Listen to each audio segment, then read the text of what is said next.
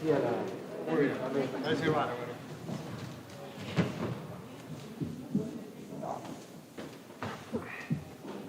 Hola, Franquito, ¿bien?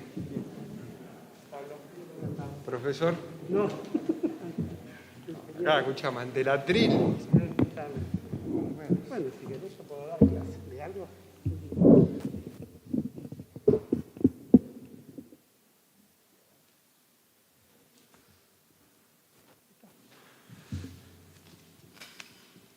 Bueno, vamos a comenzar. Les damos la bienvenida a en mi historia, la segunda presentación. Estuvimos en la primera presentación del relevamiento que se hizo anteriormente y ahora el colectivo de organizaciones Situación de Calle me han honrado para que pueda estar aquí y compartir con ustedes lo que se ha trabajado, lo que se viene meditando y pensando desde hace mucho tiempo, la necesidad de tener datos concretos en relación a la situación de las personas en la calle. Queremos darle en primer lugar la bienvenida a todas las autoridades presentes, autoridades municipales, universitarias, representantes de organizaciones sociales del colectivo Situación de Calle y también a los compañeros de la prensa.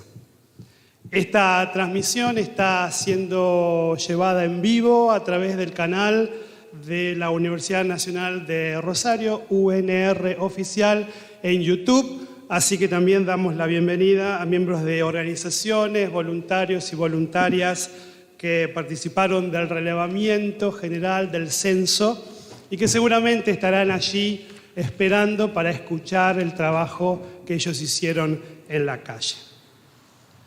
Vamos a comenzar escuchando en primer lugar al intendente de la ciudad, a Pablo Hapkin, en relación a este tema. Bien, muy buenas tardes. Recordaba, yo creo que fue, no sé, no me acuerdo la fecha, pero muy cerquita del inicio de la pandemia que habíamos tenido, pero en marzo, unos días antes, de las tantas cosas que de un día para el otro se interrumpieron, digamos, no el trabajo, pero sí el objetivo del censo. Y así que me pone muy contento en ese sentido que podamos estar haciendo esta presentación.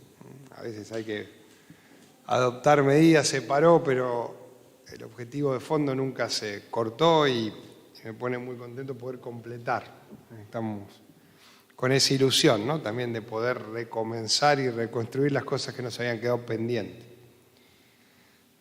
Todo este tiempo también nosotros establecimos un mecanismo de consejo de gestión de riesgo con el que gestionamos en la pandemia y a Nicolás en general le tocaba. Uno de los grandes temas fue las personas en situación de calle, ¿no? Creo que en una situación en la que uno tiene que concentrarse en cuidar a la gente que sufre el mayor desamparo, en una pandemia, una persona en situación de calle está seguro en el lugar de mayor riesgo, de mayor, perdón que lo diga así, también prejuicio social, porque en definitiva ese temor a lo desconocido que crece en eventos como este, se multiplica en algunas situaciones cotidianas. Y pudimos afrontar todo esto en base a algo que es lo que se está mostrando acá y que es lo que más quiero destacar y no quiero hacerlo muy largo. El municipio, por supuesto, como Estado municipal, con sus obligaciones, pero una red que incorpora a la universidad y que incorpora a las organizaciones sociales. Estaba relevando acá más de 10 o 12, ¿no? Creo, no sé si la lista la tengo 14, bueno, no sé si la lista la tengo completa, si no supongo que la leerán, pero con muchos nos conocemos hace algún tiempo. Algunos hasta cometí yo el error de identificarlos pidiendo que llamen a alguno de los representantes, pues nos hemos visto muchas veces, pero es una manera también de entender lo que yo creo ahora va a haber que entender más que nunca. Se terminó el mundo de la verticalidad, de la centralidad estatal, del Estado queriendo abarcar todo o imponiendo sobre todo paradigmas sobre los temas en base a determinadas posiciones de definición más teórico-política que reales. Me parece que esta idea de la verdad está un pedacito en cada lado, de poder construir una red, de ver organizaciones que trabajan en refugios o que trabajan en la cuestión de la solidaridad o que recorren las calles o que tienen el impulso de manifestar su solidaridad de forma organizada. Cuando a esa multiplicidad de verdades, además le sumamos un acuerdo organizativo y un método de trabajo y además herramientas como la del censo que nos van a permitir, yo lo decía recién, no son herramientas que hay que tomarlas más allá del interés periodístico por el número. Digo, acá el número que dé el censo es lo de menos. Acá lo importante es la información que nos da sobre cada una de las personas que integran esta situación y que tienen sus características diferentes, motivaciones diferentes, situaciones diferentes, digamos. Y creo que sistematizar un trabajo hacia adelante con esa horizontalidad a nosotros nos da una gran perspectiva de hacerlo mejor. Para nosotros también es muy importante, con Franco nos habíamos prometido un acto por semana de un hecho conjunto que largamos. Este fue, creo que el primero, no lo habíamos podido completar. Bueno, llegamos acá, lo estamos haciendo habitualmente, cumpliendo con ese mandato que nos dimos, en el sentido de todo lo que representa la universidad como institución, como aporte de conocimiento, metodología y saberes, pero también por su vocación solidaria y de compromiso con la realidad. Me acuerdo ese brindis que hicimos, creo que fue, no me acuerdo si fue Navidad o fin de año, me acuerdo, en el predio de Santa Fe, Francia. Bueno, están los excombatientes también, las cosas que hemos podido construir en este tiempo. Yo lo que más quiero es agradecer esa oportunidad. Siempre para trabajar en común hay que dejar de lado prejuicios en relación al respeto que cada uno puede tener por el otro. Quiero transmitir mi mayor respeto por cada una de las organizaciones y por supuesto nuestro mayor compromiso. Desde las experiencias de los refugios 24 horas en adelante, yo siempre cuento, tengo una situación cerca de mi barrio de una persona que no la veían más y todo el mundo estaba preocupado que le había pasado algo y cuando conté, estaba en el refugio, volver a otra persona mucho más cuidada y me reía porque, claro, la sensación de la gente era que el desamparo era tal que podía haber terminado mal y no estuvo bien cuidado. Y eso no lo hubiéramos podido hacer solo desde una cuestión estatal. Eso lo podemos hacer porque tenemos el aprendizaje, la expertise y la flexibilidad en el mejor de los sentidos que pone una organización social y, bueno, y el acompañamiento de la universidad.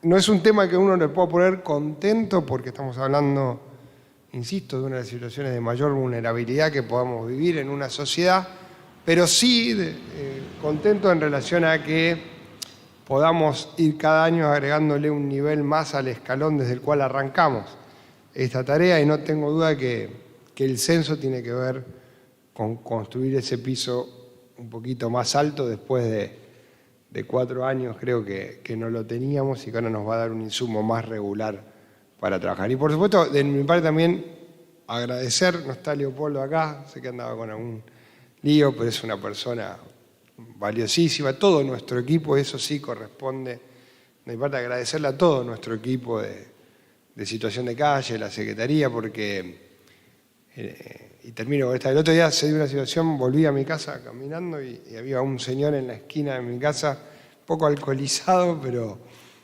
con frío, ¿no? Y se habían acercado 4 o 5 personas del barrio, por suerte, sin miedo, a abrigarlo, a darle de comer, una actitud. Claro, yo llegué, inmediatamente obviamente me llamaron y me preguntaban, ¿cómo? Y acá no hay nada organizado, ¿cómo puede ser? No, le digo, quédese tranquilo, usted va a ver que esto está organizado. Enseguida llamamos, vino la Traffic, vino el equipo, tenía referencia a algunas organizaciones que habían trabajado en el caso de él. La persona había estado en un refugio, lo convencimos porque no quería ir a un refugio porque había tenido un problema, pudo ir a otro. Y yo digo, ojalá la sociedad tuviera más claro a ver cómo puede colaborar con esto, porque estas personas que lo hicieron con un impulso solidario, si eso lo sistematizaran a través de alguna organización, que fue lo que les propuse, nos ayudarían más en la tarea y a lo mejor nos multiplicaría más el esfuerzo. Bueno, creo que es parte de lo que nos toca por delante también. Muchísimas gracias y felicitaciones por todo el trabajo.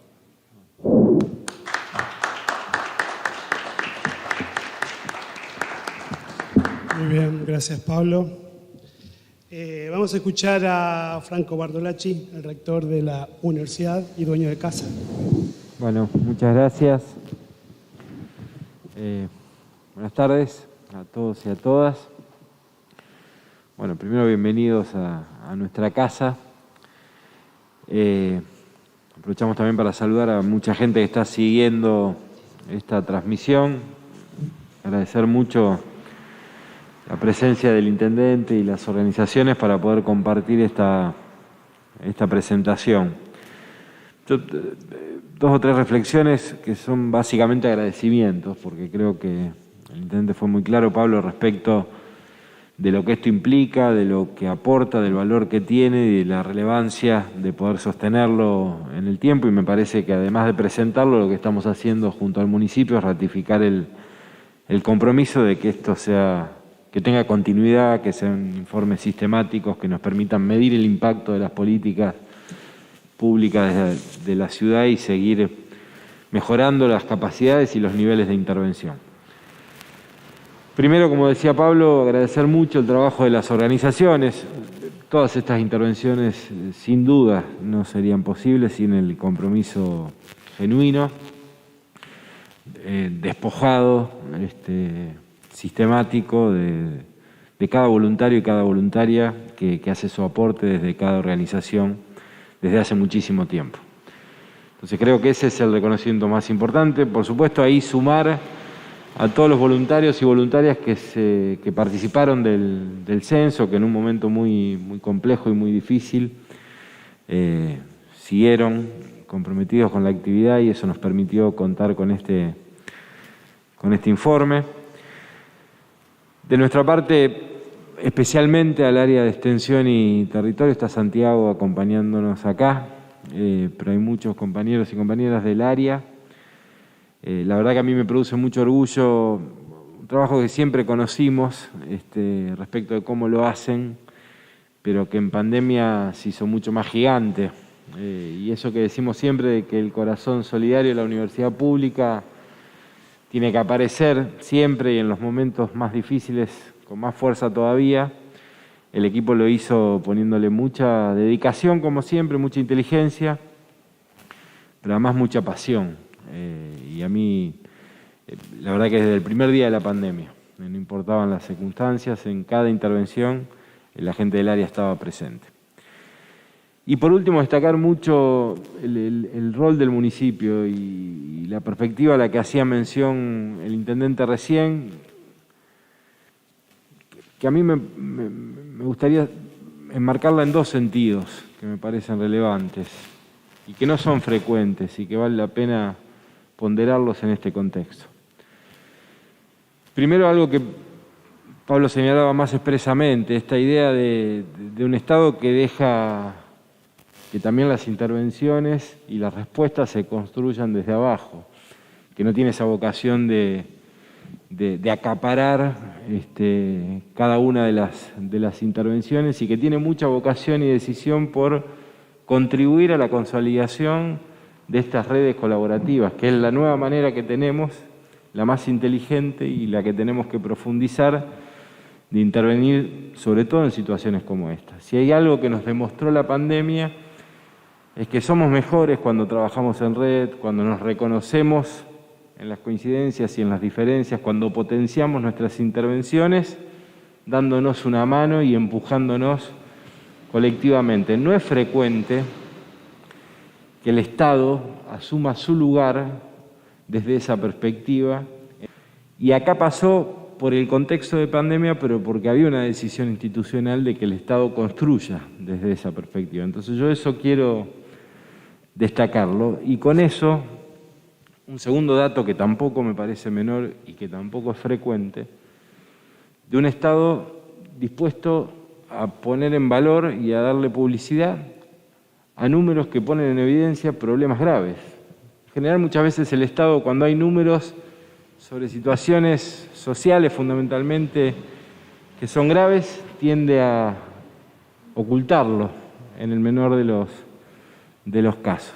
Y creo que es para reconocer un Estado que desde esa perspectiva de construcción tiene la vocación de hacer público el problema, de convocar a todos los que tienen algo para decir respecto del problema para construir una solución colectiva que permita transformar esa situación. Este también es un rasgo distintivo de una nueva forma de entender la intervención estatal a nivel local que a mi juicio hay que destacar. Finalmente, desde la universidad, la decisión y la vocación de seguir haciendo un aporte creo que es muy importante como consecuencia de este trabajo solidario y colaborativo, que podamos garantizar la sistematicidad de estos informes, que esos informes nos permitan tener buenos datos que mejoren, que contribuyan a mejorar nuestras intervenciones y que nos permita esa medición sistemática, poder comparar situaciones, el impacto de la intervención y cuánto hemos transformado en el mientras tanto colaborativamente. Hoy mencionaba dos situaciones específicas, pero en virtud de toda esta red colaborativa de intervenciones, detectamos un caso de una persona que es un gran pianista, tomó estado público hace algunos días, un gran pianista que estudia en la Facultad de Humanidades y Artes, que estaba en situación de calle y pudimos, a partir de detectar la situación, garantizar una intervención con una beca y un acompañamiento integral de la universidad para que pueda continuar con sus estudios. Uno de los datos que aparece en el censo es la expectativa, la demanda de mayores instancias de capacitación corta, de formación, sobre todo en los sectores más jóvenes, para poder atravesar y salir de esta situación. Por lo tanto, también con la Escuela de Oficios, que es otra de las herramientas que generamos en el área de extensión, vamos a buscar intervenciones orientadas específicamente a dar cuenta de esas expectativas. Para eso sirve, digamos, esta construcción colectiva a la que nosotros vamos a seguir aportando. ¿Desde qué perspectiva? La perspectiva de entender que la universidad es una institución que garantiza formación de excelencia a través de sus títulos y diplomas, pero es una institución que, como es consecuencia del esfuerzo colectivo que hace la sociedad para sostenerla, debe asumirse también como una herramienta de transformación que pueda hacer un aporte para cambiarle la vida a la gente. Eso es producción de conocimiento, es producción de ciencia y es corazón solidario de la universidad pública para poder cumplir con esa tarea. Involucrarnos genuinamente en estos dispositivos para nosotros es cumplir de alguna manera con ese mandato que nos planteamos. Muchas gracias.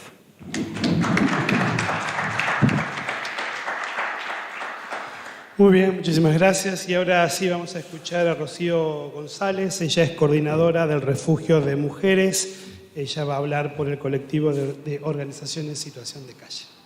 Gracias. Bien. Bueno, buenas tardes. Nosotros desde el colectivo comenzamos con proyectos de este estilo para poder empezar a mirar la problemática ya de una manera más integral y siempre con propuestas para poder generar políticas que sean a largo plazo. Desde el 2017 comenzamos a reunirnos todas las organizaciones que trabajan la problemática de situación de calle, cada uno desde su particularidad, desde su lugar, ya sea brindando contención, ya sea brindando un espacio, realizando recorridas, llevando alimentos. Empezamos a reunirnos, a charlar sobre las cosas que veíamos en común y planteamos, entre todos los compañeros, empezar a poder llevar esto ya a la agenda política e involucrar el Estado. Esto siguió durante un montón de tiempo, llegamos no solo al primer relevamiento que nos dio el pie para poder seguir generando mesas de debate, empezar a involucrar al municipio y empezar a implementar políticas que hoy incluso se ven en el día a día. Creemos que gran parte del esfuerzo se ve reflejado en los dispositivos que hoy están funcionando, como por ejemplo, desde el 2019 que haya un espacio para mujeres, un refugio para mujeres que no había, y así como también otros espacios de refugio o lugares nocturnos que antes no estaban habilitados. Y otro ejemplo sería la apertura del refugio que ya existía de Gran Tolí, que está a las 24 horas abierto. ¿Por qué? Porque siempre seguimos insistiendo en que esto no es solamente durante el invierno, en que la problemática de una persona que está en situación de calle no es solamente durante esos meses que salimos y buscamos y vemos, sino que es todo el tiempo, es todo el año. Por eso, bueno, recalcar esto, el trabajo en conjunto.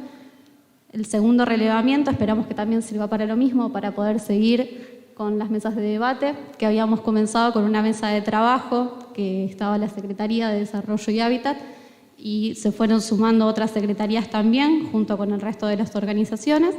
Y bueno, esperamos poder seguir trabajando en conjunto entre todos los actores que están involucrados en esta problemática para poder seguir implementando políticas que ya sean a largo plazo. Muchísimas gracias.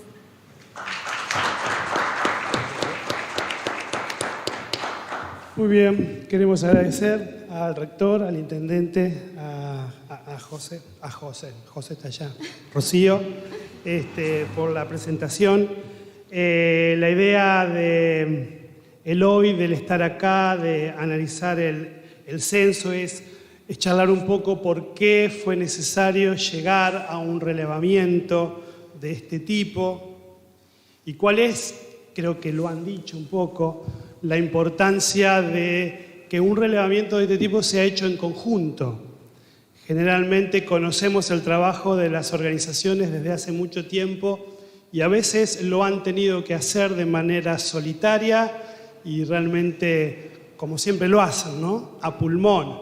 Y la presencia del Estado ha sido y es fundamental, y la presencia de una institución como la universidad le confiere una altura, una garantía que hace que estos números luego puedan llegar a ser algo práctico, como recién decía Rocío. Vamos a entrar ahora, les agradecemos, vamos a entrar ahora a la parte de la presentación de conclusiones.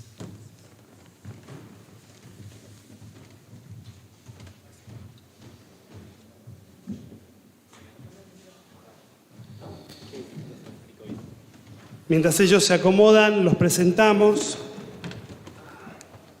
Este análisis de los números que bien decía el intendente, que no quede solamente en números estadísticos que la prensa luego pueda utilizar para bien o para mal, sino que, y me hago cargo, soy parte de la prensa, pero creo que tenemos que ser muy conscientes que detrás de cada número hay personas en situación de calle, personas que necesitan el acompañamiento, personas que en situación como las que hemos estado pasando, de extremas temperaturas, mueren. Por eso es tan importante el análisis de lo que hay detrás de estos números. Vamos a presentar, aquí tenemos a la licenciada en Trabajo Social, Cecilia Jiménez. Ella es perteneciente al área de intervención en situación de calle de la Municipalidad de Rosario. Josefina García y Luciano Viso, miembros de organizaciones que componen el colectivo de organizaciones en situación de calle de la ciudad de Rosario. Y también a Maximiliano Toni, él es antropólogo, director de Desarrollo Territorial del área de Extensión y Territorio de la Universidad Nacional de Rosario. Gracias, bienvenidos a la charla y a la presentación. Bueno, buenas tardes, ¿cómo están? En principio nos gustaría hacer una pequeña introducción en lo que respecta a la problemática de situación de calle, ya que reviste un alto grado de complejidad. Hay un montón de factores, de dimensiones que la determinan. No cualquier niño, niña, adolescente o adulto se va a la calle, lejos de su entorno familiar, lejos de su barrio, por una sola causa o por un solo motivo. La persona está atravesada por una dimensión subjetiva que está compuesta por una cantidad de elementos que la determinan y que hacen que algunas personas, y no todas, lleguen a estar en situación de calle. Algunos de los factores pueden ser conflictos familiares, comunitarios, conflictividad territorial, consumo problemático, cuestiones relacionadas a violencia de género, obviamente también lo que tiene que ver con vivienda y con trabajo. De todas formas, es muy interesante poder comprender que las carencias económicas, que la pobreza en sí no determina que una persona esté en situación de calle. El trabajo con la problemática apunta a poder focalizar en prevenir, en poder reducir y en poder superar lo que es la situación de calle. Entendemos que para esto implica desentrañar historias de vida realmente muy complejas. En este sentido, por eso la importancia de poder reconstruir historias familiares, historias institucionales de la persona, para poder, de esta manera, poder comprender los trayectos de vidas de las personas. Por último, para redondear y no quizás hacerlo muy largo, el trabajo, o sea, el objetivo en realidad principal del trabajo con personas en situación de calle tiene que ver con la restitución de estos derechos vulnerados y poder efectivizarlos. La situación de calle lamentablemente no se revierte solamente pensando en un lugar donde dormir, sino que tiene que ver con poder focalizarse, poder favorecer y fortalecer en lo que es la trama vincular institucional de las personas.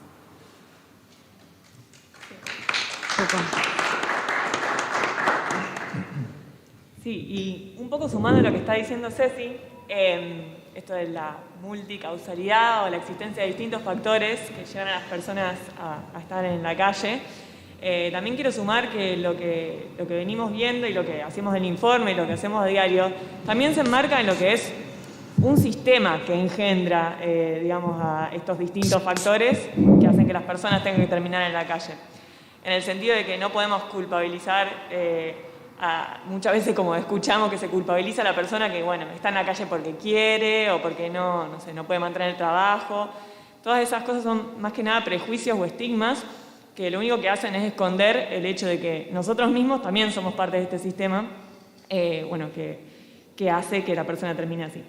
Y de hecho, una de las dos funciones que creemos que tiene este informe, este relevamiento, es, más allá de la función técnica, que obviamente los datos que la UNR obviamente se puso al pie del cañón haciéndolos, es la función social del censo, que tiene que ver con la visibilización de la problemática y con la sensibilización de la población en general, no solo de las personas que participan en las organizaciones sociales, del arco político y también del ciudadano de pie, para que en lugar de quizás pensar desde el prejuicio o desde el estigma, se pueda empatizar y se pueda poner en el lugar del otro para pensar, bueno, esta persona está atravesada por un montón de factores que ahora vamos a desarrollar y bueno, desde qué lado, desde qué lugar, cada uno puede hacer algo al respecto.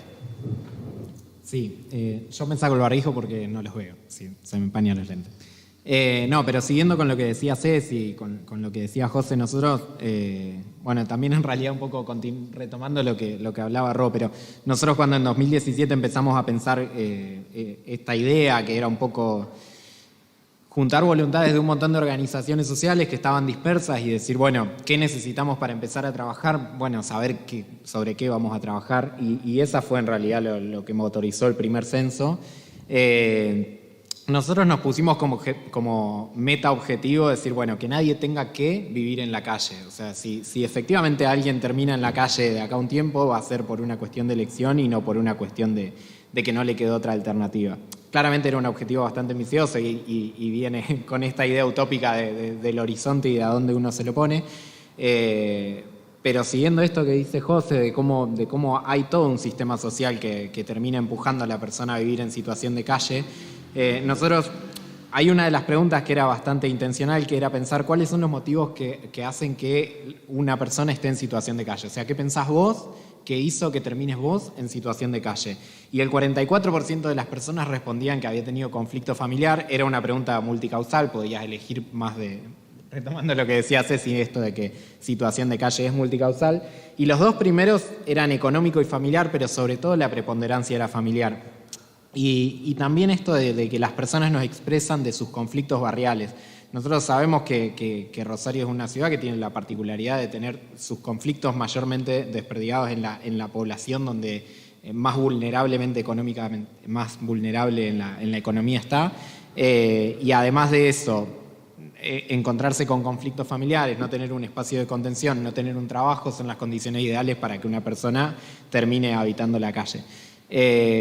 Nosotros como primer dato importante que vimos y que es el gráfico número 1, habla acerca de la edad, y a mí más que el gráfico en sí mismo lo que me interesaba era comparar, un poco lo decía en las notas anteriores, lo que había pasado en 2017 y lo que pasaba hoy. Nosotros teníamos un segmento de población de 48 a 67 años, bastante más alto de lo que tenemos hoy en calle, y no es casual, o sea, esto viene un poco a reivindicar esta mesa que sostuvimos durante 4 años entre el Estado y las organizaciones, porque a partir de ese momento empezamos a trabajar con refugios para adultos mayores y para adultos en general, y podemos ver hoy, 4 años después, cómo descendió ese volumen de población de ese segmento etario. Pero lo que sí notamos es el aumento hasta el 30% de personas que tienen entre 28 y 37 años, que era una población que rondaba los 18 o 20% y hoy está en el 30%.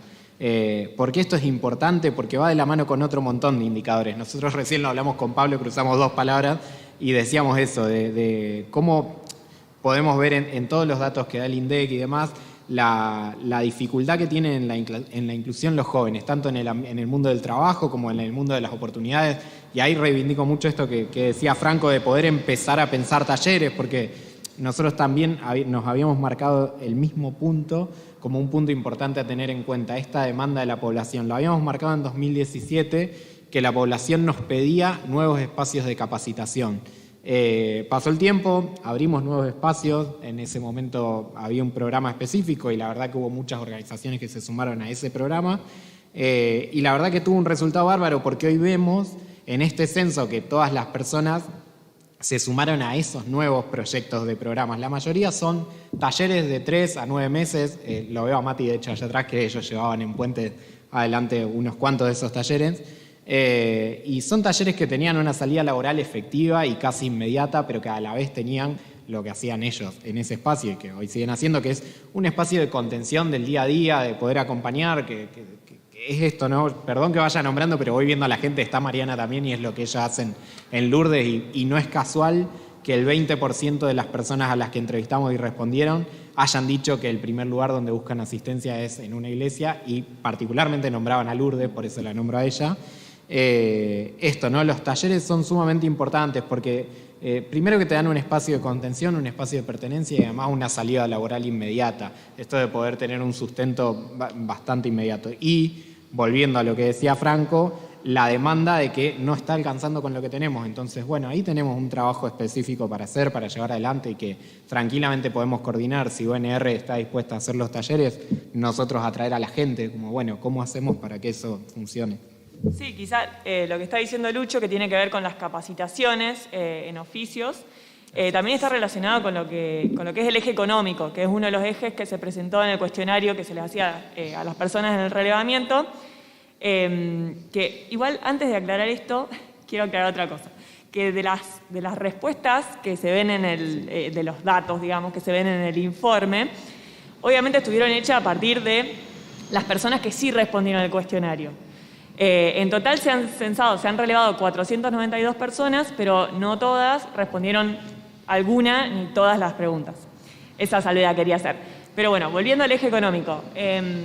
Cuando hicimos las preguntas de, bueno, si había trabajado alguna vez la persona, prácticamente casi el 100% había dicho que sí, que había tenido un trabajo. E incluso el 50% había tenido un trabajo formal, manifestó. Lo cual cambió rotundamente a su situación actual, en donde ninguna persona afirmó que tenía un trabajo formal. Entonces, por un lado, bueno, esto desmitifica también, perdón que insista, pero es así, desmitifica el hecho de que la persona en situación de calle no quiere trabajar. La realidad es que sí, y justamente después la siguiente pregunta, que decía si realiza alguna actividad para obtener dinero, bueno, dentro de todas esas respuestas, la mayoría se encuentra dentro del campo de lo que es la economía popular. Todos respondieron, las opciones más generales eran cuidacoches, la venta ambulante, el cartoneo. Es decir, dentro de la economía popular que tiene que ver con realizar una actividad económica para poder sobrevivir y para poder cumplir o satisfacer las necesidades básicas. Que la característica que tiene aparte es que las condiciones de trabajo son muy precarias. Obviamente no tienen ningún resguardo legal, bueno, generalmente o están en contacto con algún foco infeccioso o no tienen elementos para trabajar de forma segura. Obviamente están expuestos a las inclemencias del clima, ya sea el frío o el calor. Así que bueno, todo esto es un círculo vicioso que, en el sentido de que hace que la persona tenga menos condiciones para poder trabajar dignamente, e incluso eso afecta en la posibilidad de poder conseguir otro trabajo. Porque más allá de las condiciones estas estructurales o ambientales, le llamamos condiciones ambientales, a estas que las limitan, después se encuentran con el obstáculo social, que está el estigma de digamos, cualquier agente dentro del mundo laboral, de, bueno, voy a contratar a una persona que quizá no viene descansada, que no está bien alimentada, digamos, todas esas cosas no las tiene en cuenta alguien que contrata a otra persona.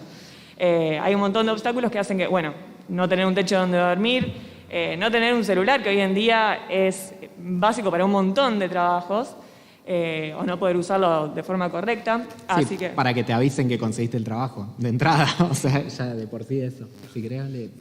Sí, vos, Lucho, hablabas sobre el tema de la edad, de lo que significó el relevamiento anterior, el trabajo que se hizo, creo que lo decía Rocío, y también, pero en los medios circuló que, y quiero saber si ustedes lo vieron en calle esto, que era sorprendente que había jóvenes, o sea, muy jóvenes en la calle, o sea, mucho más que años anteriores. En este sentido, ¿qué es lo que se vio?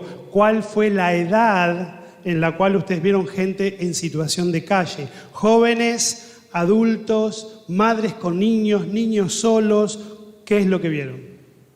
Sí, a nosotros nos pasó, bueno, primero ese dato importante que es el que mencionaba recién, ¿no? Este aumento de 28 a 37 en un 10% es un número bastante importante, pero al mismo tiempo nosotros entendemos que el segmento anterior, que es el que va de 18 a 27, es un segmento que quizás estaba un poco más a resguardo, más escondido, uso esa palabra como forma de que nosotros no podíamos encontrarlo en el momento del relevamiento, pero sí es lo que vemos constantemente, como lo que vemos en los espacios donde las personas asisten, ya sea refugios, casas, talleres y demás, es como la población joven es lo que más predomina hoy en día, sí. Y tiene que ver con que este año el censo abarcó más zonas de la ciudad, entonces se pudo relevar mucho más territorio y encontrar allí otro tipo de personas. Sí, tuvo que ver con eso. De todos modos, también ahí como que tenemos una balanza bastante particular, que es, bueno, abarcamos más territorio, sí, pero la forma en la que lo abarcamos quizás no pudo ser con la misma eficiencia que tuvimos en 2017, por la cuestión de la pandemia, que nos ordenó la forma en la que lo podíamos hacer. O sea, UNR puso a disposición a todos los grupos, a todos quienes fueron referentes, como quienes eran referentes de esas recorridas. Nosotros pudimos hacer una capacitación con ellos, pero no hubo tiempo de que ellos se conozcan con las personas que iban a estar a cargo. Entonces, como que hubo algunas trabas que nosotros entendemos que fueron propias de la pandemia, pero que entre las tres partes estábamos decididos a no dejar de hacerlo. Nos parecía bastante importante sostenerlo, aún cuando no diera del todo. Yo recién le decía, cuando hablamos recién con Pablo, esto de nosotros entendemos que hay un punto ciego que no vimos y que probablemente vimos 492, lo cual quiere decir que hay más. Pero en realidad lo que nos importaba más era la continuidad, y como los porcentajes que nos da nos importan un poco más que el número en sí mismo, más allá de que cada una de esas 492 personas son personas importantes, por supuesto. Yo tiro cosas después que pueda responder cualquiera. Sí, obvio. Sin duda el tema del trabajo es un tema fundamental, pero también el tema de la violencia. Me acuerdo en el relevamiento anterior surgió este tema como el testimonio de personas en situación de calle que sentían que el Estado, cuando digo Estado digo cualquiera de sus formas, digamos, ejercía violencia sobre ellos. ¿Qué es lo que encontraron? ¿Qué es lo que la gente dice en este sentido? Sí, nosotros veíamos... ¿Querés ir vos? No, nosotros veíamos en el censo anterior había varios puntos, pero el principal era que en cualquier tipo de fuerza de seguridad, incluida, por más que no sea estrictamente una fuerza de seguridad, pero incluido control urbano y GUM, que eran los espacios locales, la mayor parte de la población señalaba a esos grupos como quienes ejercían violencia sobre ellos, ya sea física, simbólica, verbal, de todo tipo. Sí es cierto que en este nuevo censo nosotros pudimos ver que la incidencia de GUM y de control urbano descendió muchísimo y está bastante atado a la situación de que nosotros desde ese momento empezamos a sumar a la mesa, al área, a la Secretaría de Control y Convivencia. Entonces tuvimos un montón de idas y vueltas acerca de cómo eran los abordajes, de cómo tenían que ser, de cómo tienen que acercarse a las personas y demás. Sí. El tema salud también es un tema importante. El COVID ha sido nuestro talón de Aquiles en este año y medio y ya de por sí lo veíamos viendo, gente en situación de calle que es muy difícil que accedan a un servicio de salud. Me acuerdo que en ese momento alguien, no sé si era algún spot o algo, como diciendo, bueno, llamá a tal número. O sea, pedirle, que ustedes dijeron, ¿no? La imposibilidad de tener un medio de comunicación, pedirle a alguien que está en situación de calle que llame a un número para atención es totalmente contradictorio. Digo, ¿cómo vieron ustedes en este sentido? ¿Qué se puede hacer? ¿Qué se pudo hacer desde el primer censo? ¿Cómo lo vieron ahora y qué se podrá sumar? Bueno, lo que por lo menos dieron los datos es que la mayoría de las personas en situación de calle en algún momento acudieron a algún efector de salud, ya sea a un centro de salud o a un hospital. Sí hay un porcentaje que nunca ha acudido a ninguno. Y el otro dato importante es que de las enfermedades y dolencias que más renombraron, que son, bueno, entre ellas están la tuberculosis, los dolores crónicos y la diabetes, hay un 60% que dice no estar en tratamiento. Entonces, nosotros volvemos a la idea que habíamos concluido también en otro momento, que es que las personas en situación de calle no acceden de la mejor forma al sistema de salud. Sí destacamos que gracias a que tenemos un sistema público gratuito, y eso siempre hay que destacarlo, pueden ir, pero la barrera económica no es la única. También está el tema de los hábitos, está el tema de las experiencias previas negativas, es decir, si en algún momento ya sea sufrieron discriminación o no tuvieron un buen trato y demás, eso hace que la persona no quiera volver a acercarse, digamos. Entonces, nosotros incluso tomamos este punto y lo trabajamos con Secretaría de Salud para una campaña específica que fue la de vacunación, que se hizo desde el 2019 en adelante, para decir, bueno, está bien, si por X barreras las personas no pueden acceder al sistema de salud, entonces que la salud vaya hacia las personas en situación de calle. Y fue ahí que se decidió salir a hacer vacunación para completar esquemas a la calle, a la terminal, a refugios, a hogares. Y la verdad que, bueno, en su momento nos dio resultado, así que espero que podamos continuar con esa política. De hecho, bueno, varias de las personas que fueron entrevistadas, un gran porcentaje dijo que sí participó de estos esquemas de vacunación que se hicieron en las calles. Y habías preguntado con el tema de la pandemia, más que nada. Bueno, obviamente, la salud física y mental es difícil de sobrellevar cuando uno está viviendo en la calle, mucho más en situación de pandemia. Porque, bueno, por la condición de sanidad. Durante el 2020 se abrieron puntos de higiene y más dispositivos de alojamiento nocturno a los cuales las personas pudieron acceder, pero sin embargo, bueno, accedían quizás en un momento del día, no es que estaban todo el tiempo con elementos de higiene personal, lo cual, bueno, en un contexto de pandemia es preocupante.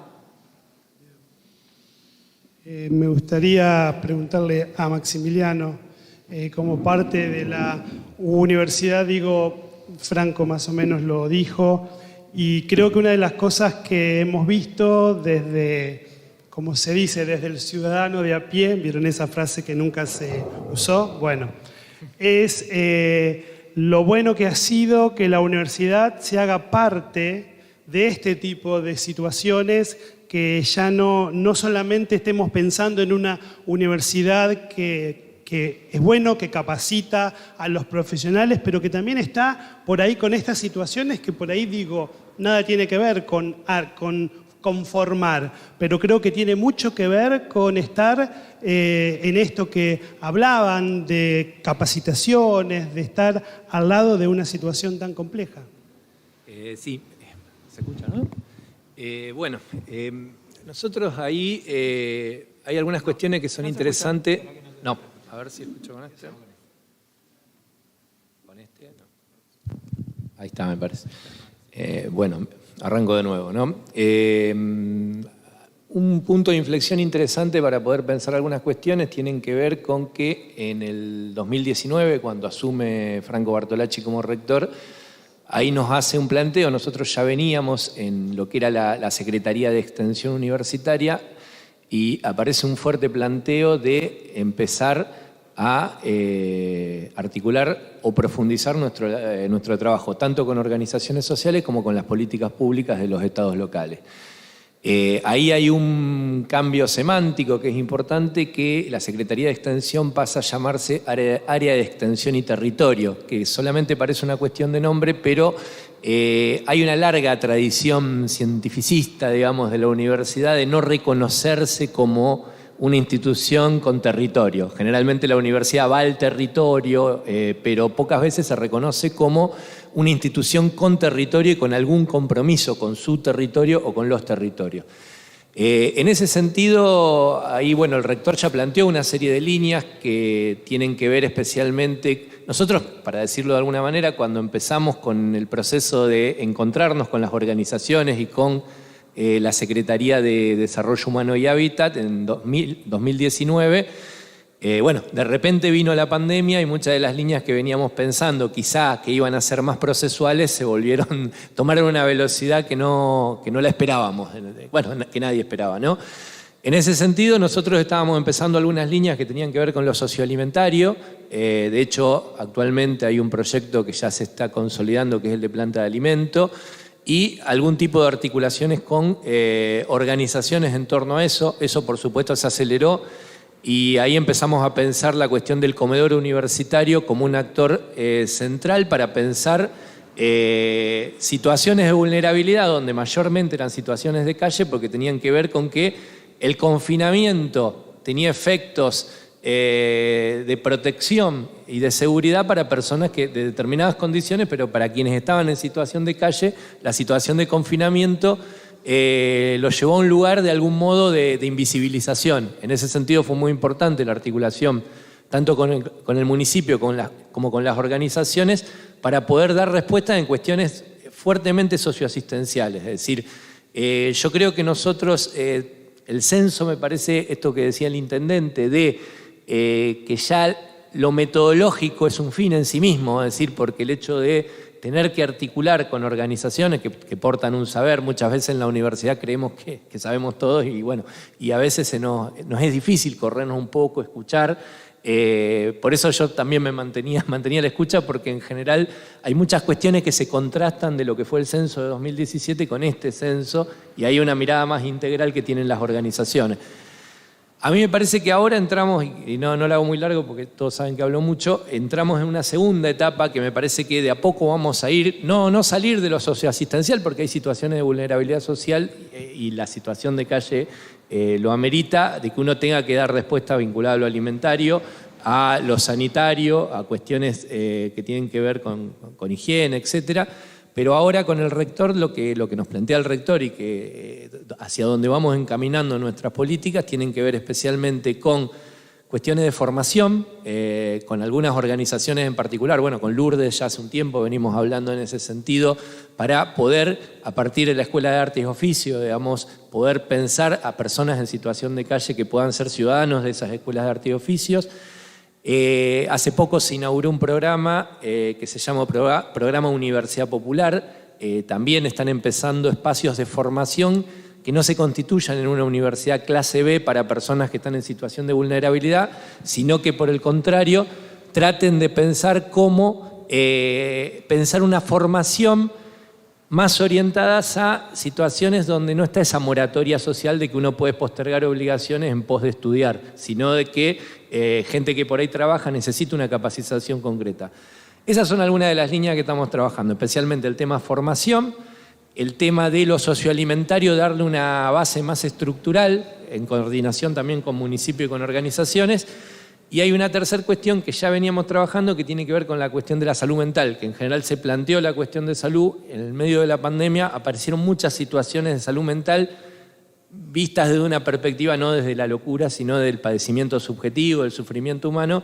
Y ahí me parece que hay muchos desafíos para poder articular. Hubo muchas demandas de organizaciones en ese sentido y creo que en tal sentido vamos a tener que acelerar un poquito desde la universidad en estas cuestiones de cómo poder acompañar. Chicos, no sé si el tema de educación, pensaba mientras hablaba Maximiliano, ¿qué es lo que encontraron?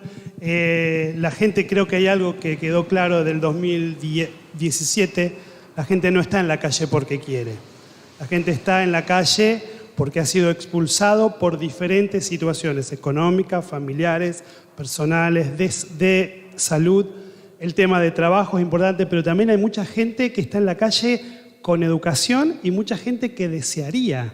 Sí, a mí hay un dato que me sorprendió bastante, perdón, para mí.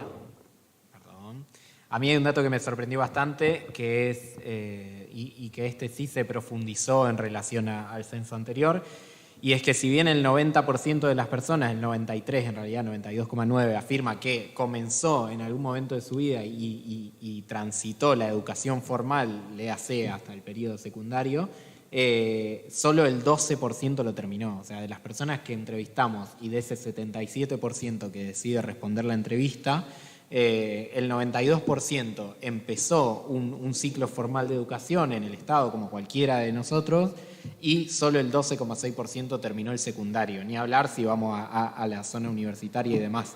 Entonces, nada, me parece que ahí, volviendo a esto de los talleres, ¿no es cierto?, de las capacitaciones en oficio, yo creo que si logramos articular las áreas necesarias, le hace universidad, pero también quizás Ministerio de Educación, entendiendo que es provincial, pero que creo que si nosotros podemos acercar a la gente sabiendo que tiene la voluntad de ir a hacer un taller de capacitación, si empezamos pensando eso como un primer espacio y quizás ahí le ofrecemos alguna forma como la que proponía Maxi, pero para terminar su nivel inicial, su nivel secundario, quizás dándole algún tipo de apoyo, también adaptando los horarios a entender que esas personas no pueden adaptarse, ¿no? Te estoy robando todo lo que dijiste, pero básicamente es eso.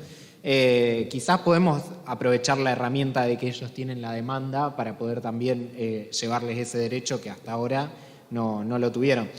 Y hablando de esto, que es algo importante que me parecía señalar, hablando del derecho, ¿no?, y de lo que accede y no accede una persona en situación de calle, hay otro dato que a mí se me pasó en el inicio, y es que solo el 70% de las personas que están en situación de calle tiene el DNI físico. O sea, me parece un dato para remarcar y me parece súper imprescindible poder pensar algún tipo de campaña. Entiendo quizás cuando vayamos saliendo un poco más de esto, pero quizás como invitar a hacer una campaña de generar los DNI a todas esas personas que no lo tienen, como algo mínimo y básico para todo lo demás que estamos pensando, porque si no, como que no tiene mayor sentido. Bueno, no sé si quieren agregar algo más. ¿Alguien tiene libertad de darnos algún tema? No sobre algún tema en particular, simplemente que sí, cuando se piensa en abordar cualquiera de estos ejes, nuestra idea siempre es hacerlo de forma integral, por un lado, con equipos interdisciplinarios, como se hace, es decir, profundizar eso y ampliar lo que se está haciendo en ese sentido, y siempre desde un marco de la perspectiva de derechos. O sea, nunca poner algún interés particular o derecho individual por sobre las necesidades básicas, los derechos humanos que todas estas personas tienen vulnerados, y como dijo Ceci, la idea es que se efectivicen y se garanticen.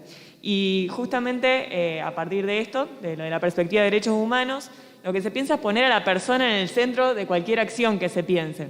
Poner a la persona en el centro en el sentido que no tengamos que paternar, que maternar, sino que cada persona sea sujeto de derecho, que se visualice como sujeto de derecho y que pueda tener una participación activa en lo que es su proyecto de vida.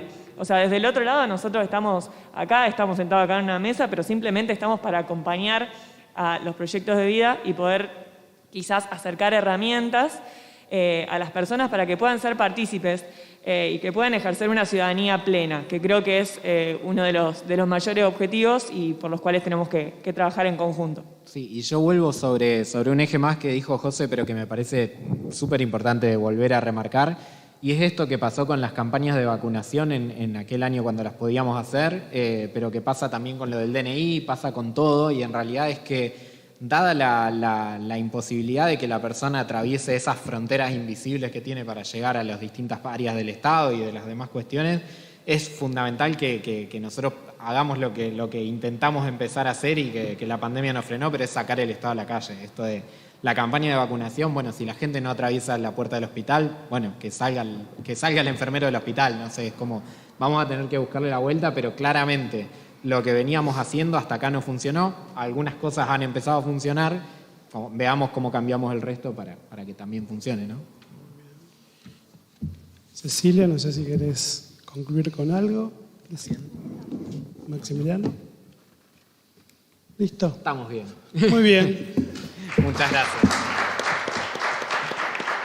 Queremos agradecerles a ustedes y a todos los que estuvieron presentes, también a aquellos que estuvieron a través de YouTube. Muchísimas gracias.